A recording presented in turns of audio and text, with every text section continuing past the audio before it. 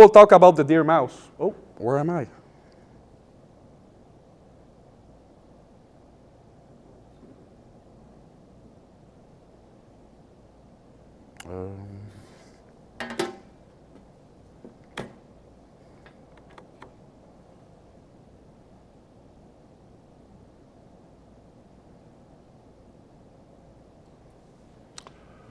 All right, well, we'll get back to that. Oops. The correlation, sorry about that, I'm just trying to understand why. Well, there you go. It's called a deer mouse in correlation of deer ticks. Since they're at ground level and they pass on a lot of high grass and everything like that, it's quite often them that will have deer ticks, are one of the main source of food of the ticks is deer mouse. That's the correlation there. So, deer mouse are our native mouse of Canada, United States, North America. In proportion, they are the mammal the most populated and the most present in North America versus, fox, coyotes, rat, etc. They're everywhere. They're also, for a lot of predators and other animals, a source of food. Really important for our environment, really important in our wildlife. But they are carrier of what you call antivirus. Not all of them, obviously, but they're the number one carrier of antivirus, and that's why they become really a problem when they come infest your structure. Their droppings, once they become airborne, so like, it dry out, you open the wall, let's say, to do renovation, and then poof, you got that cloud, can have the antivirus and then can be lethal for you and your family. They're not hard to deal with. The best way that I use, example and name that I use for those mouse is the innocent mouse. They didn't co-evolve with human like a house mouse through hundreds and hundreds of years. They only have until First Nation came to Canada and North America and on. They typically will find one entry point, quite often will be into a corner or into an interior corner where you have addition of your structure attaching to it, to your main structure, sorry. And they will quite often use pipes void. So around your pipe, you quite often have a little void that people construction leave just because it's easier to fish the pipe or fish the wire or anything like that. It's quite often how they'll do. Those guys are great at burrowing as well. So quite often in fields, that's why they have the nickname field mice. They do the burrowing network in all the fields, and it can go miles and miles. They will quite often, every house, if you're connected into a sewer system, especially in urban area, will have what you call a sewer trunk coming into your basement. Quite often, it's chipped all around it, and it leaves a gap that can basically, you can have access to the dirt outside. What happened with pipe being underground for a while, they always move a little bit, they always vibrate a little bit. It creates a hollow space around the pipes. So in Victoria, BC, that's a big thing. In a neighborhood named, now I don't remember the name of the neighborhood, my God. Oak Bay, Victoria, BC. Have the oldest sewer system in I believe in North America. Could be Canada, but I believe it's North America. The rats, the Norway rats, are now just living in the sewer. They're not living in the sewer, but what they do is like there's one sewer that's cracked, there's a hole somewhere around the sewer line, or they burrow directly to a sewer line, and that hollow space around the pipe is just perfect. They don't have to waste energy to dig. They can just use that as a little highway. And then they make their way into your house by accident because, hey, that day you cook bacon and he catch the smell at the same time that he was passing at 5 o'clock. So those guys, unfortunately, I'll be real with you. I want to save every animal in the world. There's some animals that you can't relocate. And there's some animals that the pressure is so high that you putting a snap trap and fixing your problem at home will not affect the ecosystem. And you actually, versus using snap traps and mechanical device instead of poison, you actually removing all risk of secondary poisoning into the ecosystem. In Victoria, BC, and that's one reason why myself, I'm not too front of punt with rodenticide. It's when I start my career in BC, we used to use what you call second generation anticoagulant. Basically, fancier warfarin that's stronger, let's say. Some technicians, there's like Victoria, BC is a big metropole with approximately, I believe, in the whole greater Victoria, 500,000 people. So that's the double of the whole island here. Where are we going with that? There's a lot of pest control company, but a lot of people that don't have proper education. They were overusing rodenticide. Plus, then now you got the domestic, so you guys, that can go buy first generation and then feed it as well. What happened is we found, I believe it was 4 owls within a span of 2 months, 3 months maybe, that were dead from rodenticide. How that happened? When it's a second generation anticoagulant, so the stuff that most pest control company will use, it does not break down quick enough into the body of the dead rodent to not leave some residue into whoever will eat that rat or that mouse.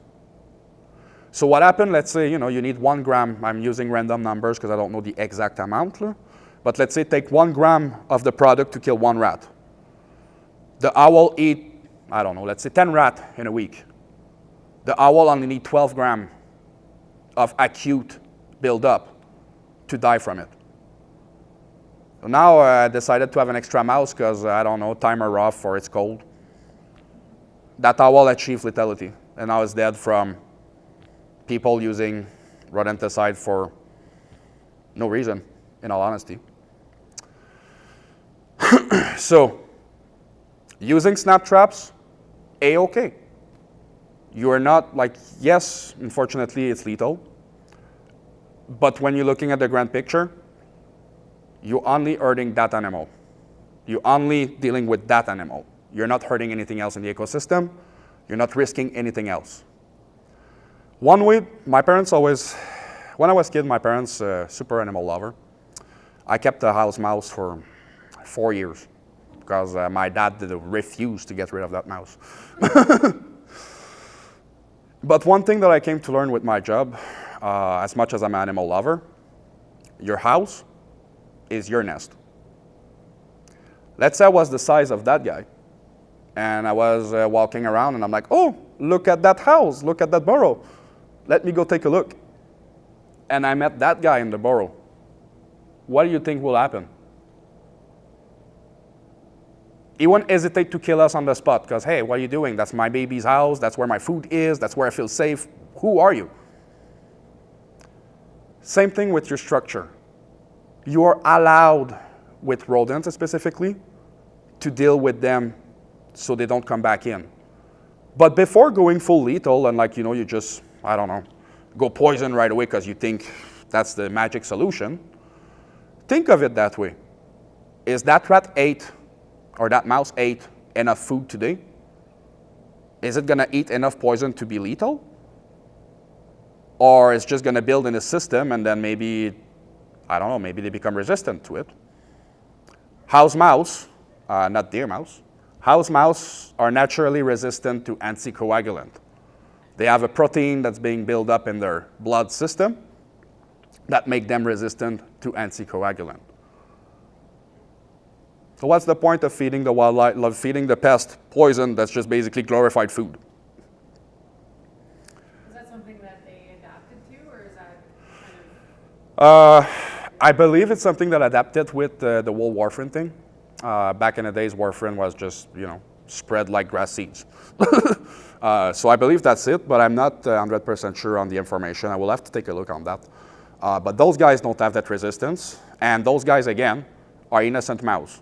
So if you find the hole where they come in, or usually you kill the one guy with your mouse trap or anything and you seal the hole, you won't ever hear about it anymore, ever. We'll jump next. The house mouse, that's the guys that's, it's actually playing chess when you're a pest control technician. They have a hierarchy when it comes to a population. They have a king, and they have different tier. Each tier have different resources, and each tier have different access to female or male. You got literally peasant mouse, and you got king mouse. So typically the mouse that like is a big guy, but you keep seeing randomly in your kitchen or randomly at your business when you're doing your stuff, that's like always, you always see it. That guy's usually a little peasant that's just getting pushed by the other big mouse that are like, no, I don't want you near my females, I don't want you near my food, go away, go find another place. They can gestate in 19 to 21 days, 5 to 8 pups. They breed year-round indoor. And what happened with that, it's a house mouse is smart. They co-adapt and they co-evolve with humans since the Silk Roads, when China was delivering silks across Asia, Middle East, and Europe. And they originate from China and Vietnam. And they just made their way since the medieval time, basically, and the Silk Roads and everything, with us, co-evolving with us. Same thing with our Norway rats. So what happened is, once they get into your structure, they don't go back outside unlike their cousin, the deer mouse. They don't need water. They only need 12% of humidity in their source of food to get their water resource a day. So they don't need physical water. They only need a gram of food a day, approximately.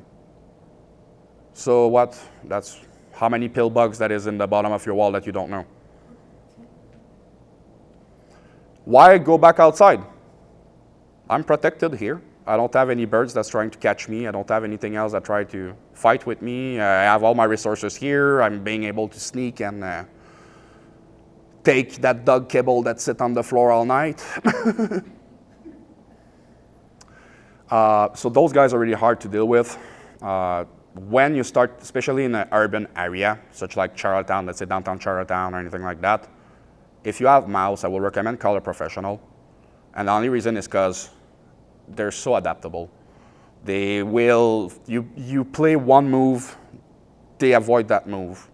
It's a constant fight with them, and you need to do a lot of sealing holes, pressuring them and stressing them, because they know their walkway, they know their trails, they know everything of that. You don't know them.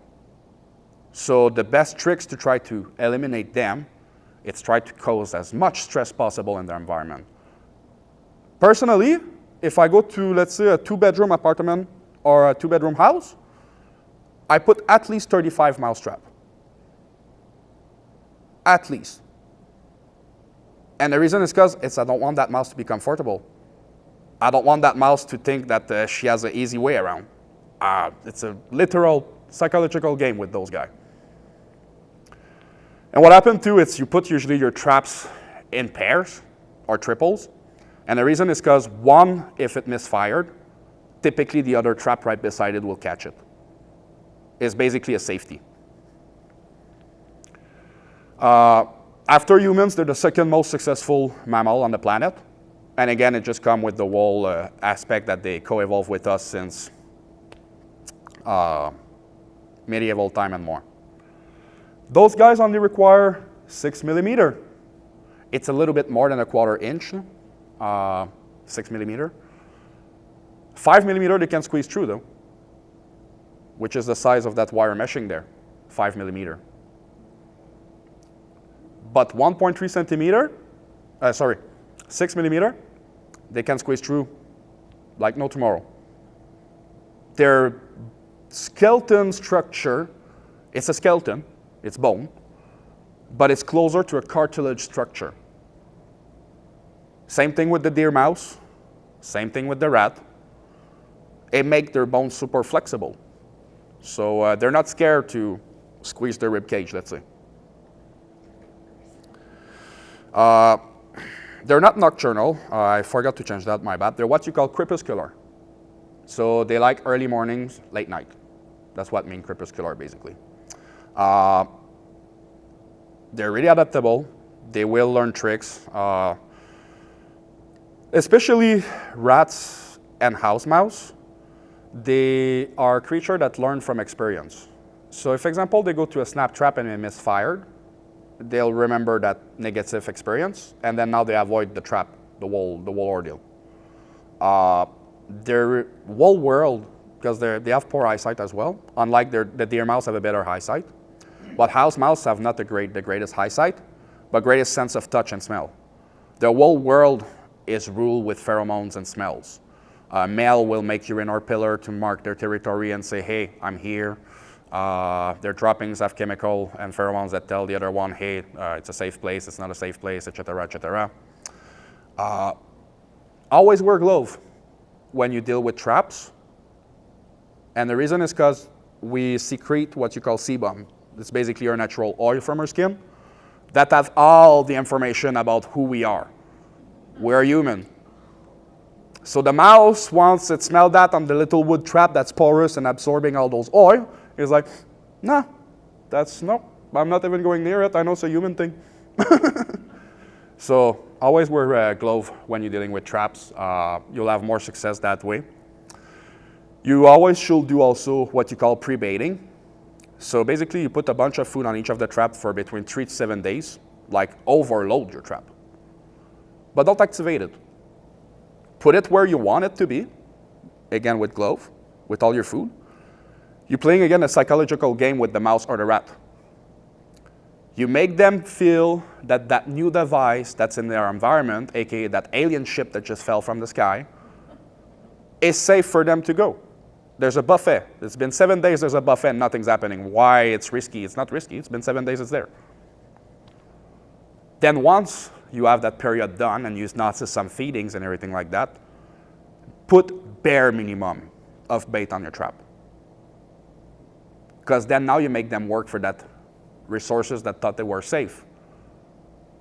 Now it's the same positionment. The only difference is now there's a peg that lifts up a little bit, which is not a big visual difference. And again, the mouse have kind of poor eyesight, so it's not the big thing for them. But now they're tricked to think, well, there's still food there and it's still safe. There's been nothing that happening for the last 7 days. And then you catch it. Because the mouse was tricked to think that it was a safe place to get food. Same thing with the rat. Norway rats.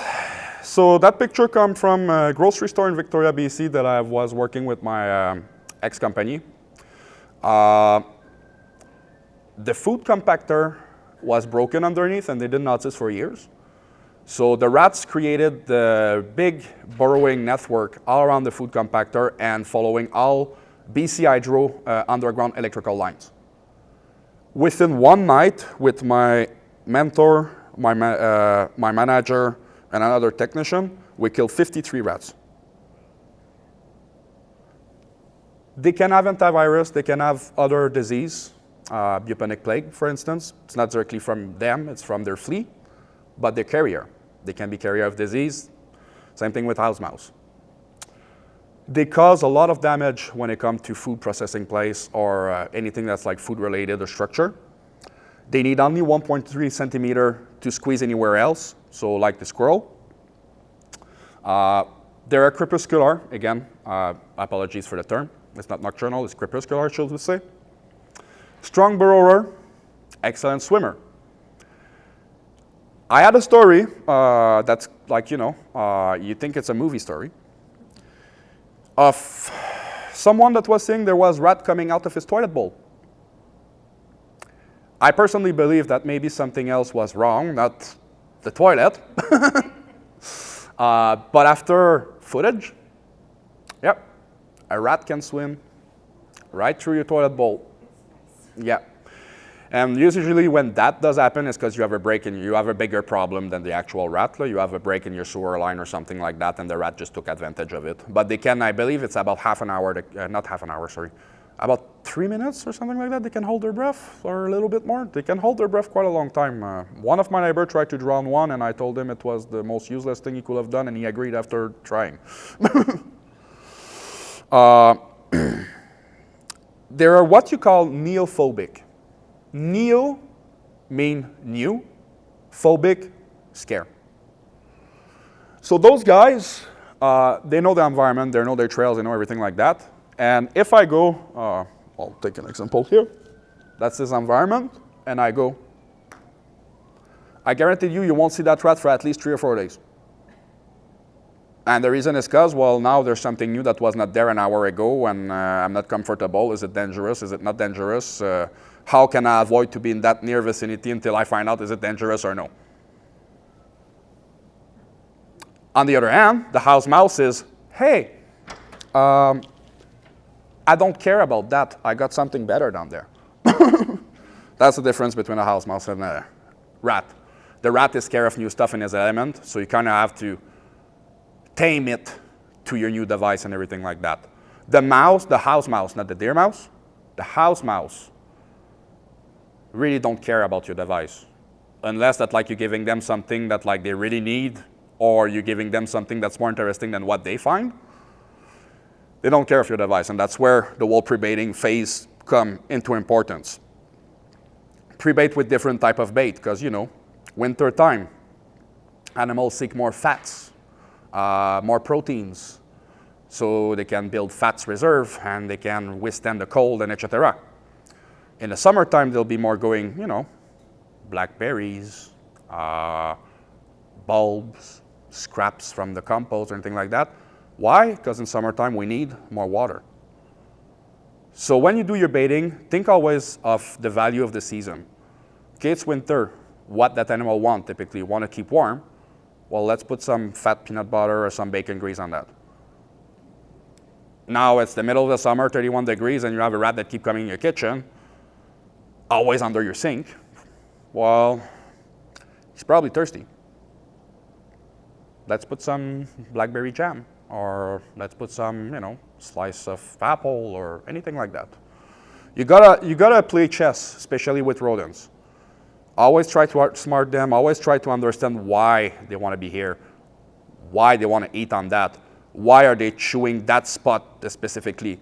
Always sit there and think to yourself, why? Well, maybe it's because my wall is rotten and I just didn't care about it, and he found out that was easy to do something about it. Why is feeding in, meat product, but it's not feeding in my peanut butter? Well, probably need more proteins than it need actually fats. One thing too, it's rats make correlation a lot. Again, they have a really poor eyesight, but those whiskers are directly connected to the nerve system.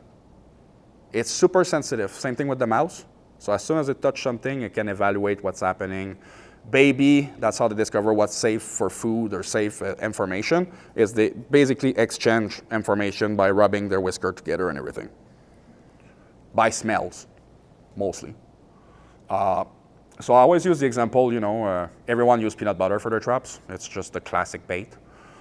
Well, you've been having rats for 10 years, and now it's been after 5 years, they stop eating the peanut butter, and you wonder why. Well, it's been 5 years that the rat that survived go smell the other rat that's there, and it smells like death, but it also smells like peanut butter. Okay, one time it's fine. Second time, weird. The third time, don't think I want to go near anything that smells like peanut butter. My friend Joe smells like death since the peanut butter is there. So always try to change your bait. Try to go with the value of the season, and be sure to pre-bait and use glove, because the whole world is all about smell. Those guys, you need to, like if example, that's the problem that you have at your structure. Typically, they'll burrow either following that sewer trunk that I was talking about, or they'll find a low ground entry point. They're not the best at climbing. They don't like to go in an attic space. In my experience, the only time that I found those guys example in an attic space, it's when the sewer trunk was broken somewhere near the attic space where the sewer stack is coming out, and they made their way up there just because that was the easiest, less resistance path.